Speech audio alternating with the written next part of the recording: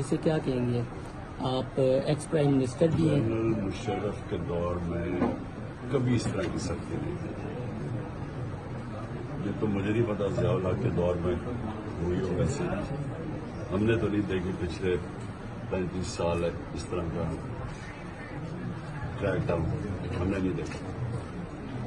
اس سے تو لگتا ہے کہ ساری سول لبرٹیز ساری فنڈامنٹل رائٹس ختم ہو گئے، بس اب تو صرف عدلیہ رہ گئی ہے جو کہ لوگوں کے انسانی حقوق کی حفاظت کر رہی ہے، باقی تو کچھ بھی نہیں، باقی تو جس کو مرضی اٹھا لو، جب چاہو کسی کو اٹھا لو۔